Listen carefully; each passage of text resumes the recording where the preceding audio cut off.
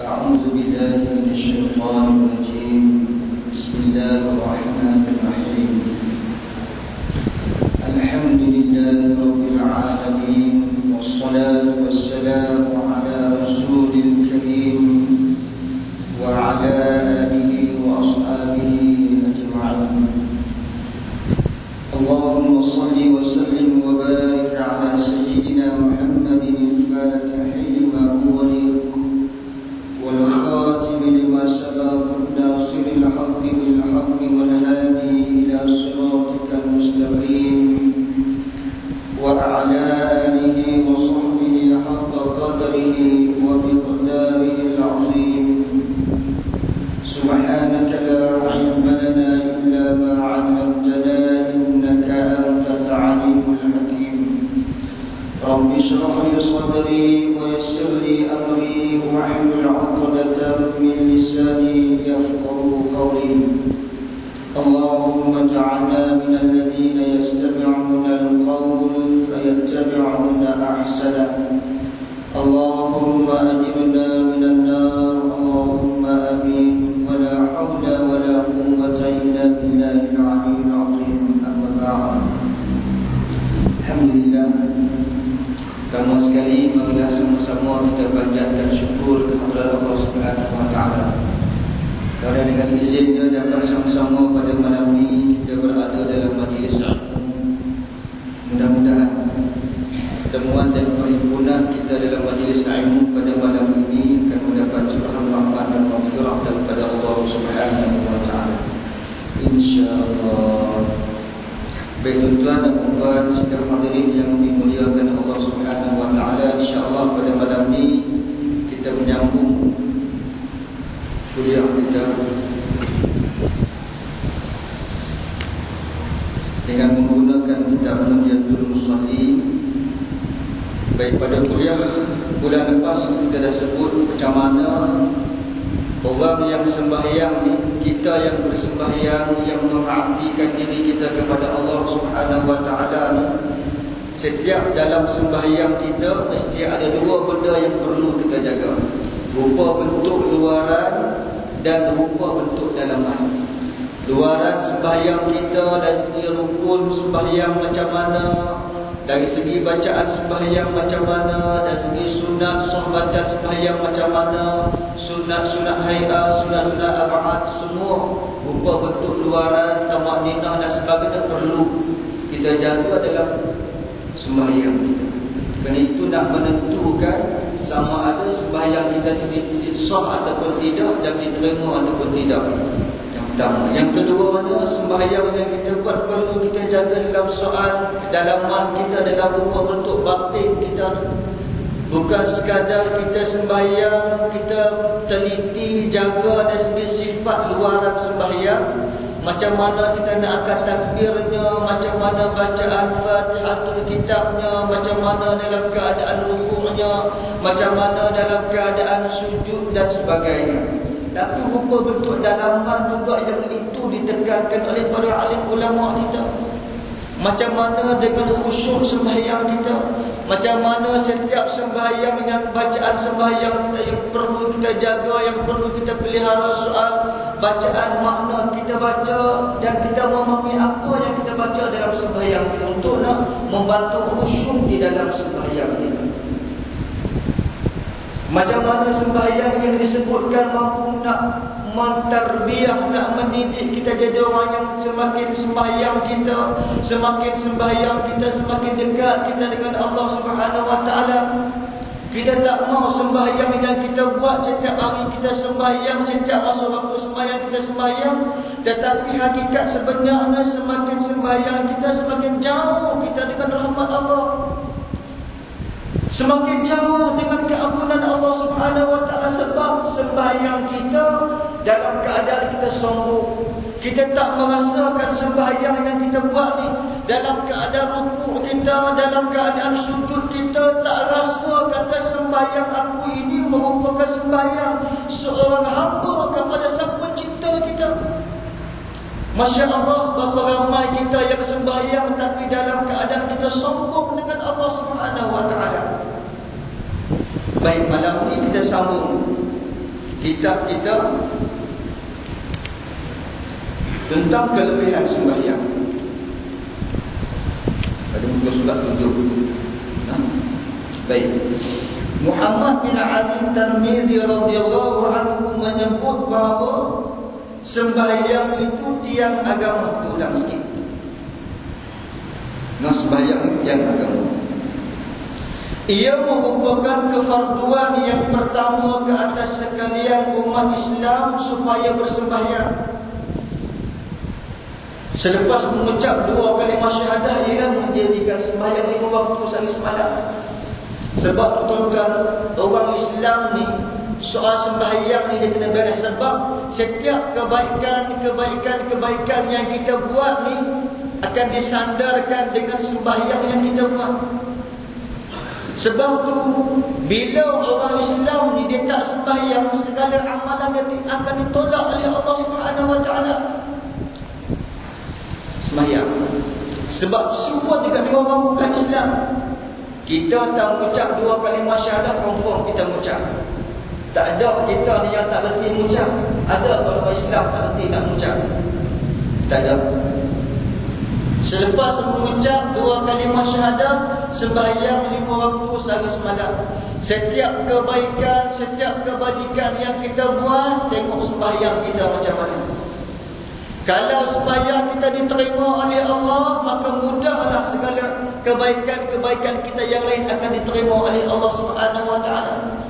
Sebab tu orang bukan Islam, banyak mana kebaikan yang dia buat, banyak mana kebajikan yang dia buat, sekalipun hantar dia sedekah, dia bagi duit dah 1 juta, duit ni nak bagi kat masjid untuk buat masjid. Abang Mansur, seumpama debu-debu yang berterbang. Sebab apa? Sebab dia tidak Islam. Beza kita dengan orang Islam. Baik. Jadi sembahyang ini adalah kefarduan yang pertama ke atas sekalian umat Islam supaya kita ni bersembahyang. Tuan-tuan, Nabi nak bawa Islam dekat kita ni bukan mudah, tuan. Macam mana cerita hijrah Nabi ni, masih dalam bulan Muharram. Hari ni berapa bulan? 28 Muharram, tak silap saya. Tidak. Kan? 8 Muharram. Masih lagi dalam kita tu mood sambutan tahun baru hijrah. Nabi nak bawa Islam dekat kita ni. Tuan-tuan, kita sebab tu bila main bulan Muharram ni kita, walaupun cerita hijrah ni, Hijratul Rasul ni bukan berlaku pada bulan Muharram.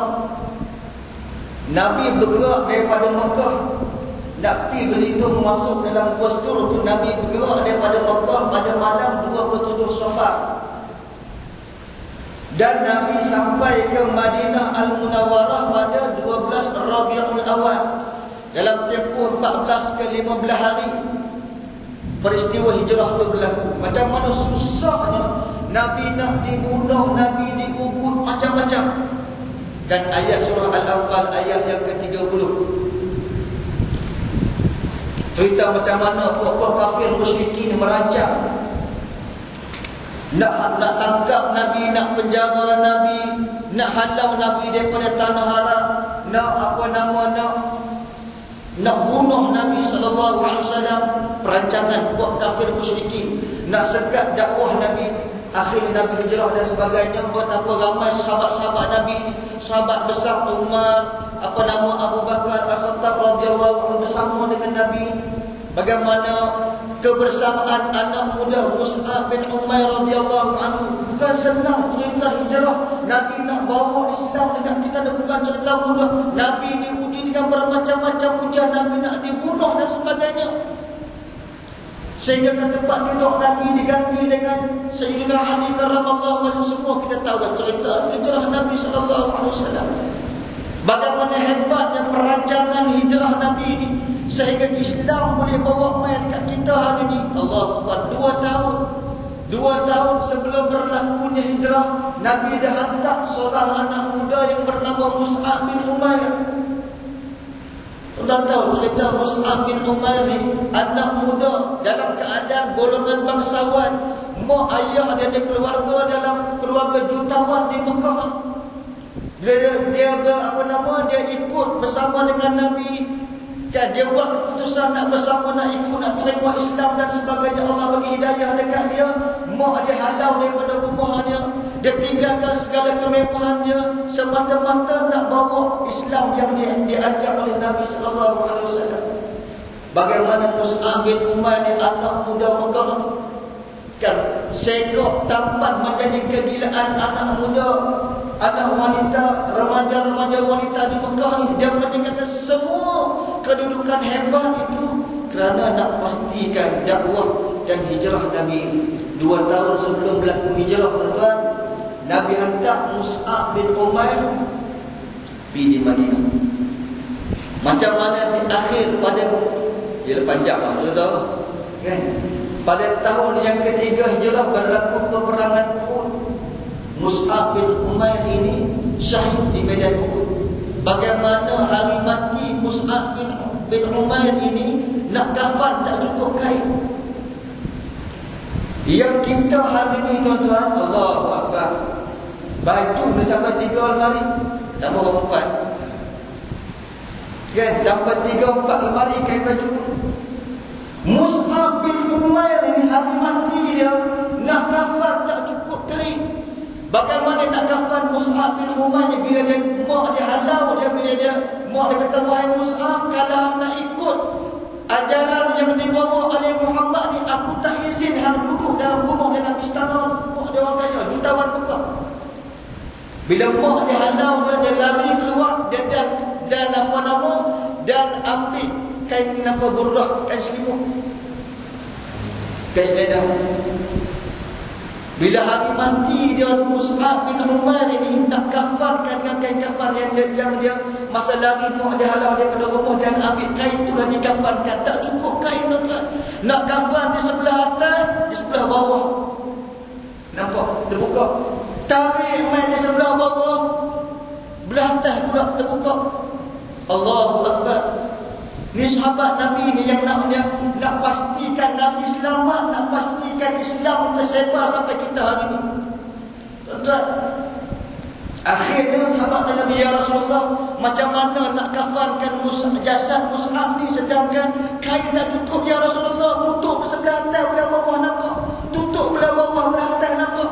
Nabi kata, sempurnakan kafan jasad Mus'ab bin Umair ini di sebelah atas.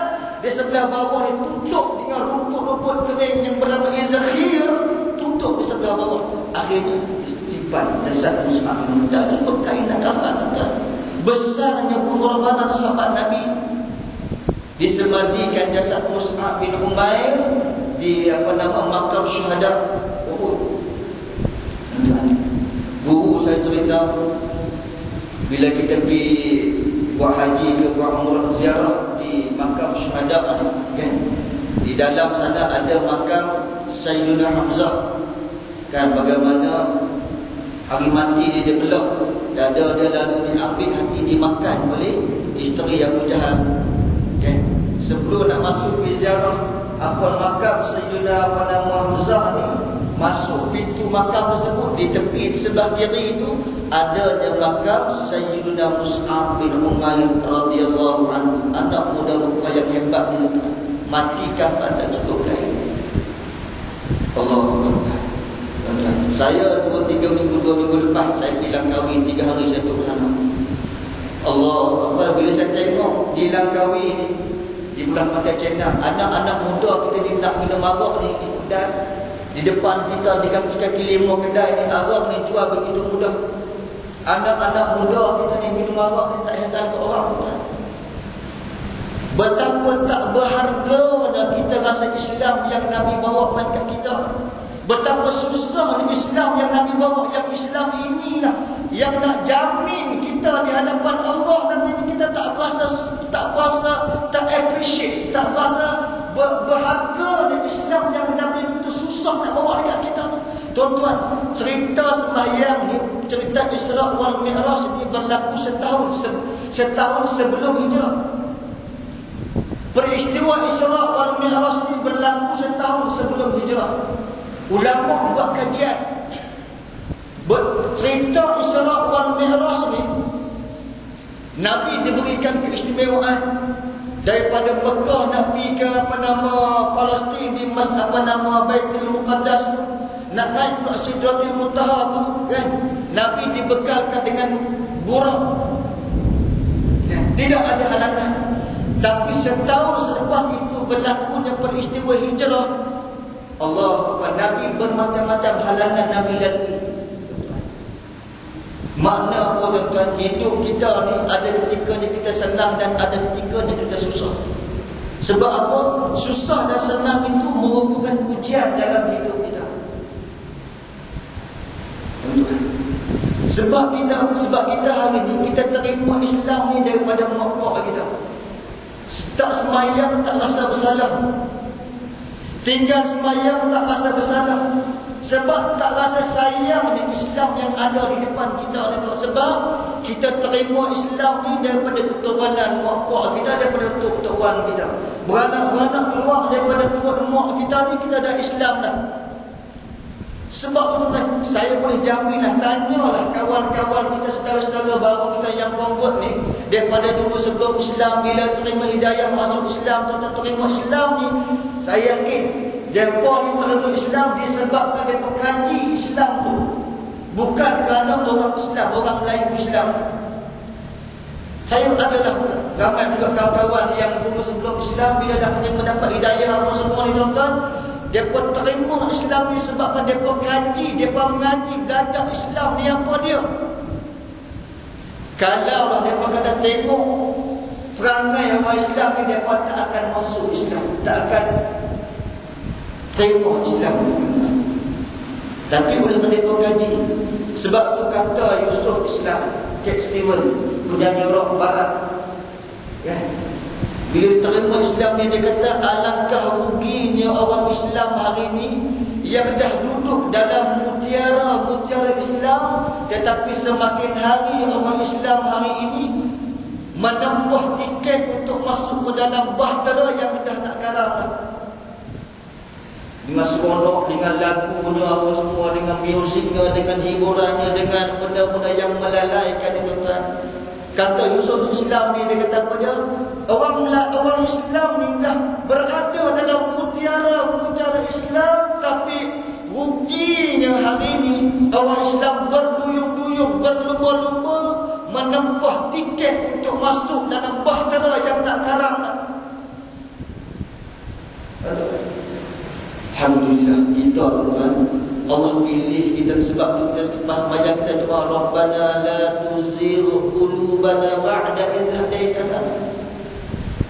Ya Allah, ya Tuhan kami, janganlah Rabbana la tuzigh qulubana, jangan engkau selewengkan, jangan engkau gelincirkan hati-hati kami ini, ba'da idh hadaitana, setelah engkau kurniakan, engkau berikan hidayah, beri petunjuk kepada kami ini, kita minta jangan. Sebab sifat hati ini, Anas bin Malik radhiyallahu anhu, Anas bin Malik ni tuan-tuan, khadam Nabi, dia ni di antara yang ulama sebut selepas kewafatan Nabi, tiap-tiap malam mimpi jumpa Nabi.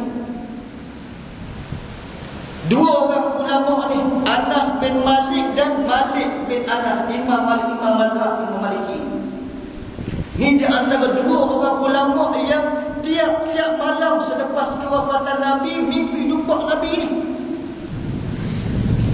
Imam Malik rahimahullah ta'ala, Imam Darul Hijrah, dia duduk di Madinah. Sepanjang duduk di Madinah, Imam Malik ni, dia berjalan, dia tak pernah pakai kasut.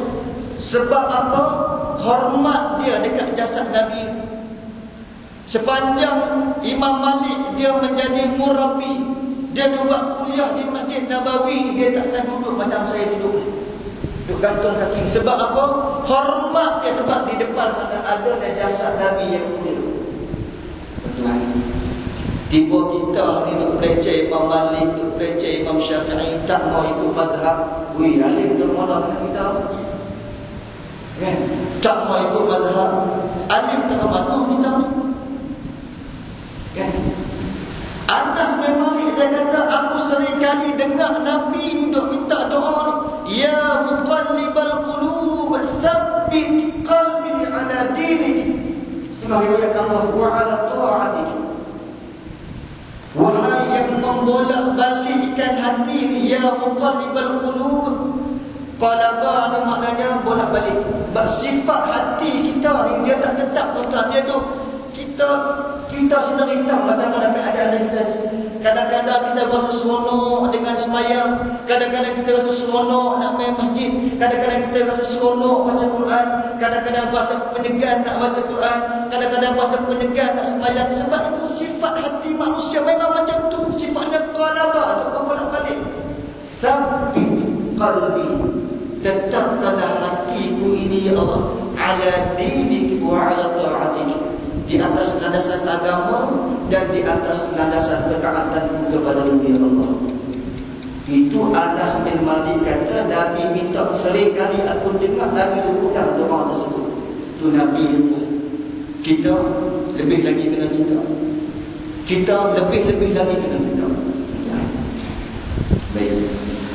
Tak masuk tidak lagi. Tak masuk insyaAllah. Baik. Supaya sekalian hamba itu, sesungguhnya sembahyang itu adalah Allah menghadap sekalian hamba ni. Kita sembahyang menghadap ke arah kiblat. Kan? Maknanya orang yang sembahyang ini, rahmat Allah sentiasa berada di hadapan kita. Rahmat Allah sentiasa berada dengan kita, supaya sekalian hamba itu menghadap kepadanya dalam rupa kehambaan dengan keadaan tazallulan. Ini saya sebut dulu kan, beberapa bulan saya sebut dalam kitab ni, kitab Munyatul Musalli ni, Syekh Al-Marhum Syekh Abdul Daud Al-Fatani ni, dalam bab ni dia sebut ada 7 kaedah untuk nak membantu sembahyang kita ni ada nilai di sisi Allah Subhanahu wa taala. Yang pertamanya tazallulan. Adanya kita sembahyang ada sifat merendah diri. Yang keduanya tasliman.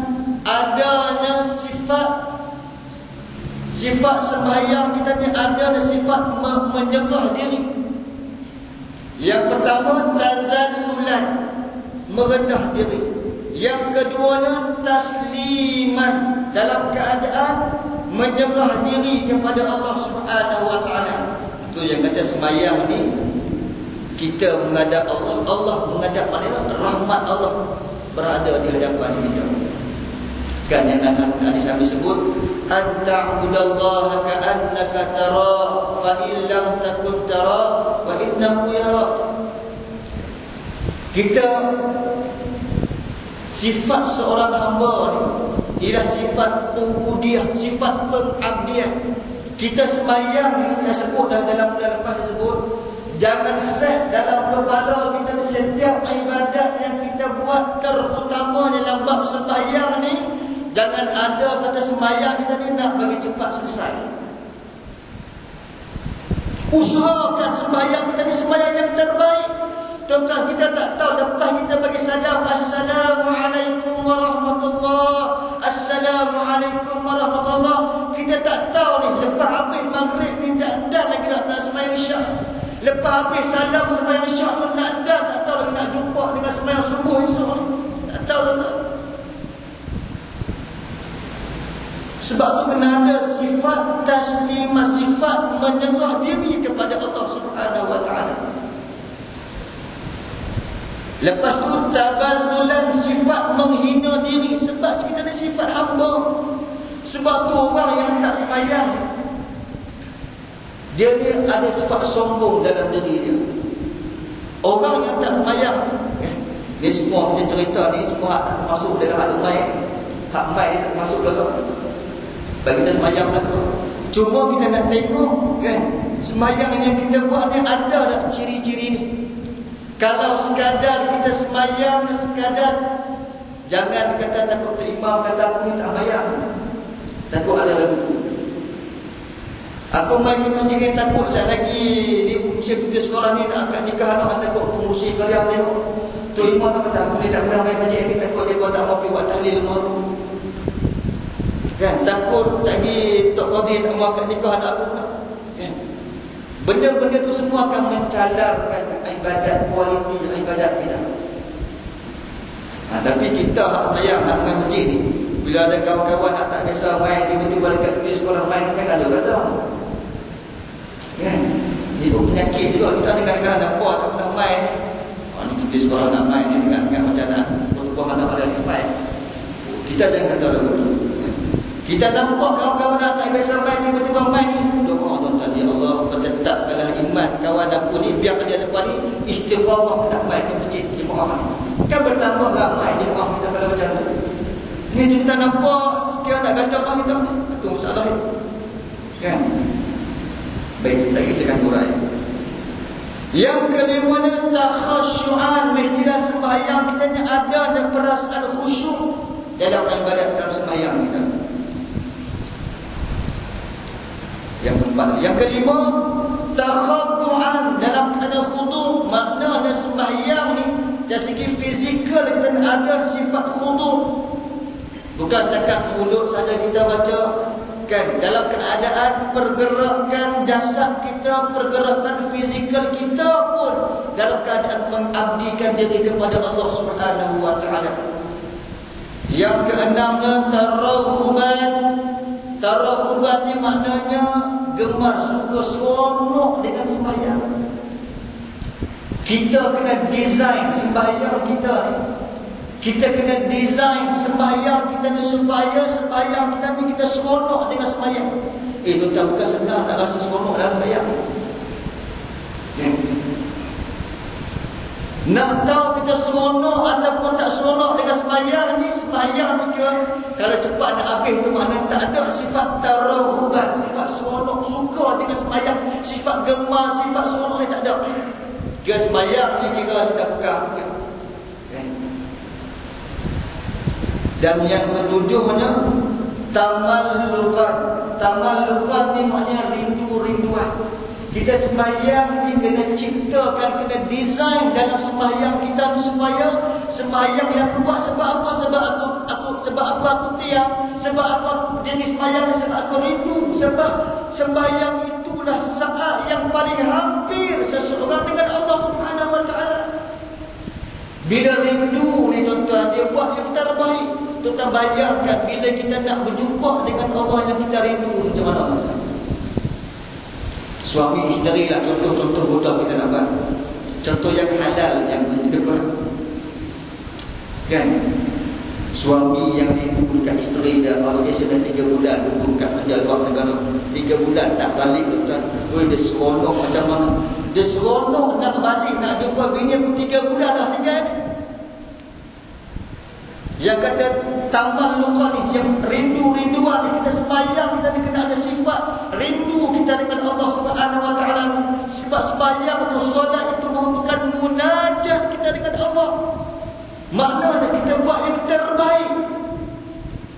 Bila jumpa ni memang kita rindu, Allahu Akbar, dia seronok tengok muka dia sembang seperti seronok. Tak faham seronok dari mana. Begitulah kita kena cipta, desainkan sembahyang kita ni seronok. Bila kita sembahyang Allahu Akbar, tuan-tuan, tapi mutakhir ini akhir zaman yang susah nak dapat yang tersyekh kita cerita tuan, 10 tahun dah ni, kata zaman dia tu, zaman kita hari ni nak dapat macam ni punya kualiti sembahyang susah. Sebab Nabi apa? Di antara benda yang mula-mula, yang awal-awal yang Allah akan angkat daripada permukaan bumi ini ialah khusyuk dalam sembahyang. Di antara benda, banyak-banyak benda yang Allah akan angkat pelan-pelan, satu yang Allah akan angkat daripada permukaan bumi ini ialah khusyuk dalam sembahyang. Oleh itu kita kena mengaji, kena belajar, kena faham, kena amalkan dan jaga segenap benda supaya sembahyang yang kita buat, solat yang kita dirikan ini ada kualiti di sisi Allah Subhanahu wa taala. Baik. Wukuf yang pertama ni apa dia? Tazallulan, sifat merendah diri. Kata ulama, kata Tok Syekh ni, dia kata apa dia? Wukuf berdiri itu rupa bagi merendah diri. Makna apa dia? Orang yang sembahyang di mana dia ada sifat rendah diri. Sebab orang yang tak sembahyang itu, dia ada sifat sombong dalam diri dia. Kan?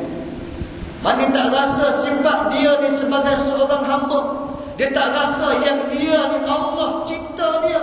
Dia tak rasa yang dia atas dunia ni Allah hantar dia ni sebagai seorang hamba. Dia tak rasa tu. Sebab tu dia tak sembahyang. Tuan-tuan ingat, kita harus sembahyang cukup waktu apa semua, tuan-tuan, tak apa lah. Berapa punya ramai lagi hari orang yang tak sembahyang. Saya sebutkan kuliah bulan lepas macam mana. Kan dalam radio IQ bagaimana seorang mertua umur 60 tahun tanya Dr. Zul. Macam mana dia tak sembahyang umur 60 tahun dulu sekarang dia baru dapat hidayah apa semua, tuan-tuan. Rupanya ada lagi ni spesies ni tak sembahyang. Baik. Takbir itu rupa bagi menyerah diri. Yang kata tasliman, sifat menyerah diri ke takbiratul ihram, Allahu Akbar. Sebab tu bila takbir ni dalam mazhab Syafi'i ke sunnah kita angkat tangan. Setengah orang dia tak mau ikut. Ini pokok celabu ke tu? Pokok yang celabu, pokok merapu. Kan? Tak mau ikut mazhab Syafi'i ni, tak mau ikut. Saya pun tak faham. Dia mengaji tak mana tak. Tak mau ikut mazhab, dia ikut Quran hadis. Kan? Faham ke kita Quran 30 juzuk? Faham ke kita hadis-hadis Nabi yang banyak? 30 juzuk Quran kata Nabi sebagai syarah, kita faham ke semua? Sebab tu kita kena ikut mazhab. Kecuali kalau kita ni dah alim betul-betul 4 mazhab, 5 kita pakar sungguh. Tak apa, tak mau tahu bukan mazhab. Imam Syafi'i itu Nabi ikhtiraf sebelum Imam Syafi'i lahir atas dunia ni. Inna alima Quraisyin yamla'u tibaq al-ardi ilma. Kata Imam Abi Yusuf An-Nabhani, Nabi kata inna alima Quraisyin yamla'u tibaq al-ardi ilma. Sesungguhnya kata Nabi akan muncul, akan datang seorang alim daripada bangsa Quraisy yang ilmunya akan tersebar ke seluruh pelosok dunia. Imam Abi Yusuf An-Nabhani dalam kitab Karamatul Awliya, dia kata itulah yang dimaksudkan oleh Nabi. Siapa dia? Al-Imam Syafi'i rahimahullah ta'ala. Imam Syafi'i tak lahir lagi, Nabi dah iktiraf dia sebagai alim bangsa Quraisy yang begitu hebat, yang ilmu dia hanya dikenali sebagai mazhab Syafi'i. Tiba-tiba kita duduk di Tasik Blugong, kan, Melayu Tasik Blugong, tak mau pegang mazhab. Aku tak mau ikut mazhab Syafi'i, aku nak pegang Quran dengan hadis Nabi dia. Ataupun bagi pun tidak pun dengan hadis-hadis boleh tolak, tapi dia pegang Quran saja. Punya alim ke tidak? Baik. Sama ni. Pujian-pujian dan bacaan itu rupa bagi menghina diri. Yang dikatakan tabadzulan ialah sifat apa nama menghina diri di hadapan Allah Subhanahu wa taala. Kita merayu dia dalam Fatihah kita baca apa dia? Iyyaka na'budu wa iyyaka nasta'in. Akan Dikau lah ya Allah aku sembah dan akan Dikau lah aku mohon pertolongan. Itu sifat merendah diri. Rukuk kita baca tasbih, subhan, kita puji Allah. Subhana rabbiyal azim wa bihamdi. Bacaan-bacaan dalam sembahyang, bacaan dalam rukuk, bacaan dalam sujud, subhana rabbiyal a'la. Semua puji-pujian itu menggambarkan kita ni menghina diri kita di hadapan Allah Subhanahu wa taala. Baik. Rukuk itu rupa bagi khudu'. Ketika kita rukuk Allahu Akbar, rukuk itu rupa bagi takhaddu'an, rupa bagi khudu'. Kita merendah diri di hadapan Allah Subhanahu wa taala. Baik. Sujud itu rupa bagi khusyuk. Takhasyu'an, khusyuk. Sujud di dalam sembahyang itu merupakan takhasyu'an, khusyuk, melambangkan kita khusyuk. Tuan-tuan, sujud itu adalah saat yang paling hampir kita dengan Allah Subhanahu Wa Taala dalam sembahyang. Tuan-tuan, cuba abang tuan tanya diri kita sendiri. Dalam hidup kita ni, saat mana saat yang paling hampir kita dengan Allah Subhanahu Wa Taala? Saat mana yang betul-betul kita boleh ingat Allah Subhanahu Wa Taala? Dalam sembahyang. Tapi kalau dalam sembahyang pun kita tak boleh nak ingat Allah ni, bila masa mana lagi tu kita nak ingat Allah? Kalau dalam sembahyang pun kita tak mampu. Sebab saya pesan dekat diri saya, tuan-tuan sidang hadirin, usahakan dalam sembahyang kita ni kita mengajilah. Mengaji, banyak-banyak mengaji supaya kita faham, kita reti bahawasanya kita cuba usahakan dalam sembahyang, kita cuba desainkan sembahyang kita untuk kita betul-betul ingat Allah. Kalau orang yang sembahyang masih ada sifat sombong, kalau orang yang sembahyang masih ada sifat besar diri, kalau orang yang sembahyang masih ada sifat dengki, kalau orang yang sembahyang masih ada sifat iri hati, tuan-tuan, sembahyang ni ubat yang paling mujarab untuk nak tarbiyah diri kita. Sembahyang inilah ubat yang paling berkesan untuk nak tarbiyah diri kita.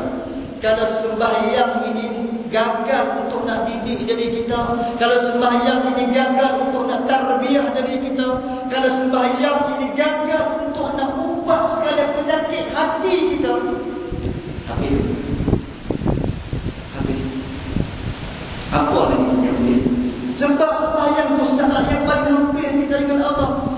Aqrabu ma yakunul abdu min rabbih wa huwa sajidun. Nabi kata pada aqrabu ma yakunul abdu min rabbih. Saat yang paling hampir, aqrabu ma yakunul abdu min rabbih. Saat yang paling hampir seorang manusia, seorang hamba dengan Tuhan dia ialah wa huwa sajidun, saat sujud tu. Nabi kata pada fa'athirud du'a, perbanyakkanlah doa ketika sujud. Kita sembahyang seorang-seorang diri, cuba lamakan sujud kita. Doalah banyak-banyak, sebab itu saat yang paling hampir, tak ada saat yang paling hampir seorang manusia dengan Allah dalam sembahyang. Dan dalam sembahyang itu, saat yang paling hampir ialah ketika sujud kita dalam sembahyang tersebut. Kena ada dalam sembahyang pun takhasyu'an, khusyuk di dalam, kena rasa tu kan, dalam sujud tu rasa kata kita ni hamba Allah. Kita ni tak mampu nak buat apa, tak mampu kita miliki apa saja pun melainkan dengan izin Allah. Sebab kita ni hamba Allah Subhanahu Wa Taala.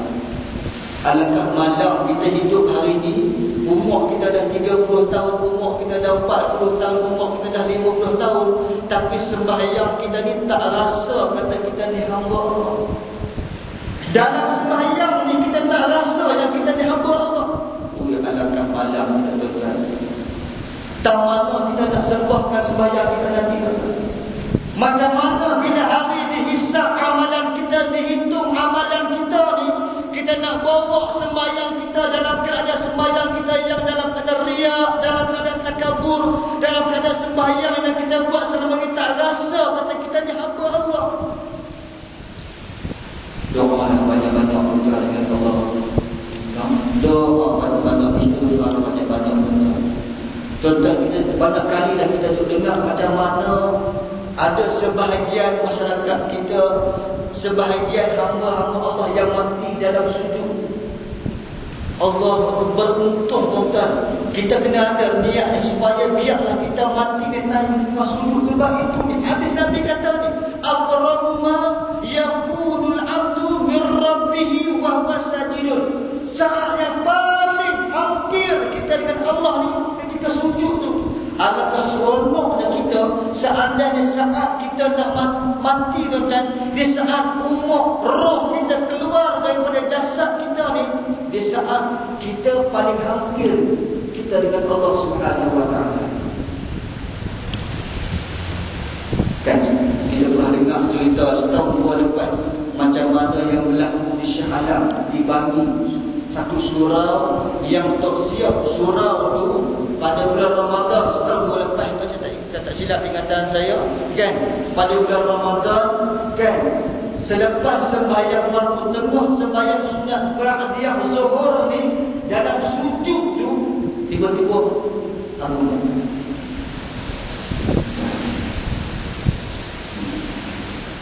habis umur dalam tengah sujud tu tuan.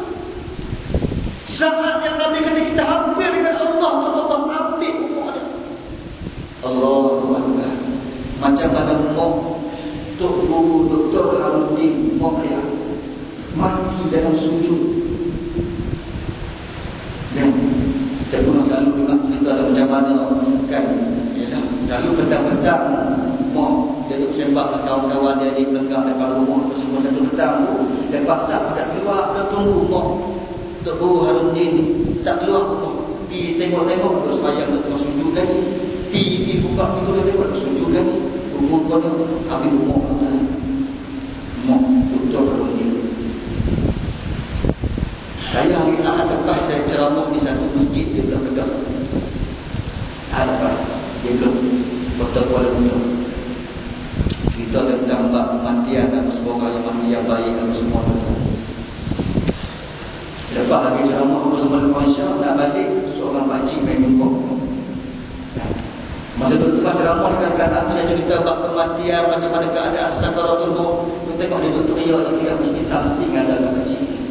Bila kita cerita bab mati, dia duduk teriak ni mesti ada sesuatu benda yang duk main dalam hati dia ni. Dan kita jumpa salam betul lah, tak tanya apa lah. Kalau balik, dia main jumpa. Dia main jumpa. Kita duk rasa ni pakcik ni mesti ada satu benda yang duk menggelar di hati dia ni, sampai kita duk cerita dia duk teriak kan. Lepas ceramah dia main jumpa.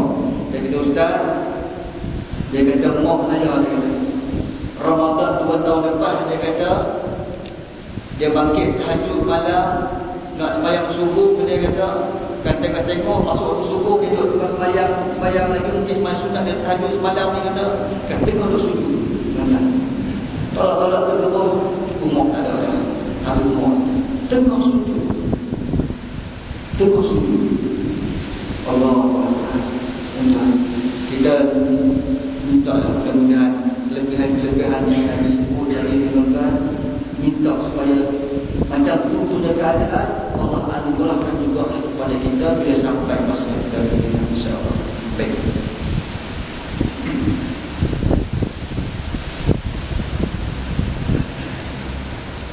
Julus yakni duduk itu umma bagi gemar. Yang kata takhaddu'an, suka seronok. Kita duduk dalam sembahyang itu bersifat kita gemar seronok dengan sembahyang. Dan tasyahud itu rupa bagi rindu-rinduan. Kesimpulan nak buat tuan-tuan, 7 benda ni kalau kita boleh implement, boleh kita laksanakan dalam sembahyang kita yang saya sebut tadi, kita kena designkan sembahyang kita ambil 7 benda yang ada sifat rindu-rinduan, sifat merendah diri, sifat sembahyang kita ada sifat yang menyerah diri, sifat hina diri, sifat khusyuk kita, sifat khudu' kita, sifat rindu-rinduan dalam sembahyang kita ni. InsyaAllah sembahyang kita ni ada nilai, ada kualitinya di hadapan Allah Subhanahu Wa Taala. Tak memang supaya cerita yang kita baca malam ni cerita yang agak sukar kita nak buat dalam ibadat sembahyang kita. Nak bagi sembahyang kita ni betul-betul ikhlas. Kalau kita sembahyang seorang-seorang di rumah kita memang mungkin boleh. Bila kita main duduk di masjid ni, kadang-kadang iblis tu dia main juga, dia jarung hati kita. Sebab iblis ni duduk jalan dalam setiap saluran darah kita ni. Inna syaitana yajri majratan. Sesungguhnya Nabi kata syaitan itu berjalan dalam setiap saluran darah kita. Iblis ni dalam saluran darah ni tempat laluan kita. Sebab tu kita kena perbanyakkan doa, perbanyakkan zikir, perbanyakkan istighfar. Benda-benda itu semua untuk nak menyempitkan laluan iblis dalam diri kita. Payah nak dapat ikhlas dalam amalan kita, dalam kita buat kebaikan, semua cukup payah. Betul-betul kita solid ikhlas itu cukup payah. Tapi boleh buat dengan kita usaha.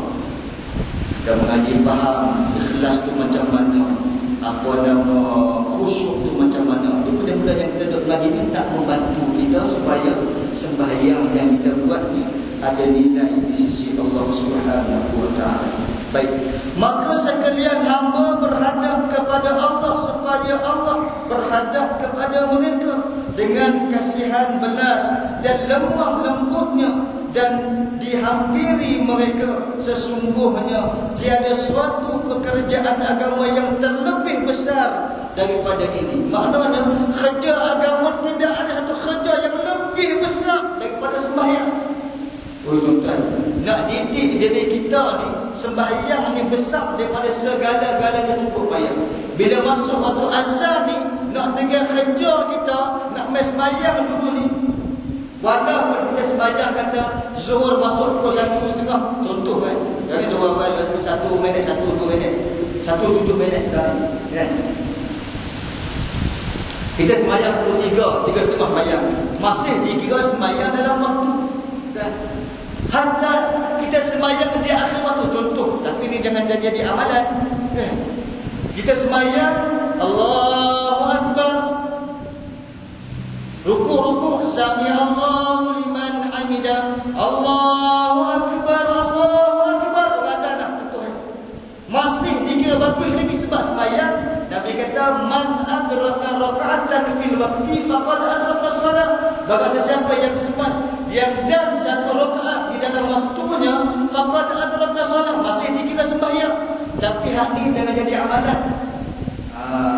Kan yang ni boleh hak ni dikira puncak sikit malam. Boleh tak ni? Fatwa baru dia kata sembahyang dah satu rakaat. Hadis Nabi betul, tapi saya sebut nak faham, jangan jadi amalan. Lagi tentang juga masjid ni buat cerita ni kan. Dapat masjid fatwa panggil dia apa? Jangan jadi amalan. Ini kes-kes terkecuali lah. Mungkin kita terlena, mungkin kita ada emergency apa yang ialah yang kes-kes yang terkecuali. Boleh kita pakai hadis. Tapi jangan dah pegang hadis ni dia tak habis, dia nombor kan. Dia kata Allah pun habis tadi. Usahakan supaya kita buat. Tapi payah nak buat betul-betul bila masa waktu kita nak boleh komplit sembahyang di awal waktu ni. Allah. Sembahyang di awal waktu ni sunat. Sembahyang tu wajib, sembahyang di awal waktu ni sunat, dan fadilahnya terlalu besar sembahyang di awal waktu. Macam satu hari Nabi didatangi oleh seorang sahabat. Ayyu a'mali afdal ya Rasulullah? Apakah amalan yang paling afdal untuk saya buat? Nabi kata as-salatil waqtiha, as-salatil miqatiha, sembahyang di awal waktu, kata Nabi. Ulama sebut sembahyang di awal waktu itu sunat. Maknanya usahakanlah sembahyang di awal waktu. Mudah-mudahan kita usahakan dalam kehidupan kita. Takkan tuan kita hari ini dah 20 tahun sembahyang, 30 tahun sembahyang, takkan kualiti sembahyang kita ni sama dengan macam kita sekolah rendah dulu. Takkanlah kualiti kita sembahyang hari ini sama dengan masa kita muda-muda dulu kan. Maknanya kalau kita ada umur 50 tahun, 60 tahun, fokuskan sembahyang kita ni, jadikan ibadat solat ini sebagai keutamaan, sebagai prioriti dan sebagai keutamaan dalam kehidupan kita. Kan? Tambah kalau umur kita dah umur 60 tahun, 70 tahun, umur yang kan, yang Sayyidina Ali kata, hak tua pasti mati, hak muda akan mati. Ini apa nama kata Sayyidina Ali, dia kata apa dia? Yang tua pasti mati, dia kata. Hak muda akan mati. Ini dari segi hukum adat lah kan. Hak tua ni kepada 70 tahun, 80 tahun itu mana pun dah dekat mati. Tapi dah tuan juga kan lah ni kan, dengan keadaan lah ni tuan kan, baru ni macam berlaku ni apa nama seorang pelajar dalam sekolah menengah hati duduk di bang dengan presiden, mati dalam baru umur 17 tahun. Ambil SPM tak habis lagi, ada 3 paper tak habis lagi tuan. Mak ada kursus di Pahang. Mak ni tinggal dengan anak, ada ambil kuasa apa sebab pergi kursus di Pahang, tak tahu dapat call kata anak meninggal. Allah, baru umur 17 tahun. Alhamdulillah, dia mati apa mungkin dosa dia pun tak banyak lagi. Kita tuan-tuan, sembahyang jadi platform yang terbaik untuk kita betul-betul nak insaf diri kita, nak jadikan kita sebagai hamba Allah yang muttaqin, yang betul-betul bertakwa dan beriman di sisi Allah Subhanahu wa taala. Jadi mudah-mudahan cari bagi umur yang ada ini kita usahakan untuk jadi kita sebagai betul-betul hamba Allah, betul-betul sebagai hamba Allah yang muttaqin. InsyaAllah kita berazam dan usaha sungguh-sungguh. Mudah-mudahan sakit bagi umur yang ada kita usahakan sebaik yang mungkin. Jadikanlah sembahyang ini sebagai agenda utama dalam kehidupan kita. Jadi cukup sekadar itu pada malam ini. InsyaAllah kita tangguh dulu, dan panjang umur bulan depan InsyaAllah kita sambung balik sikit lagi. Lepas tu kita akan pada bulan yang seterusnya kita akan masuk pada, kita akan bincang, kita akan urai dalam bab syarat sah sembahyang 9 kalau insyaAllah pada temuan yang akan datang. Kami cukup sekadar itu pada malam ini. Kita tangguh dengan bacaan tasbih al-Fatihah. Subhanallah.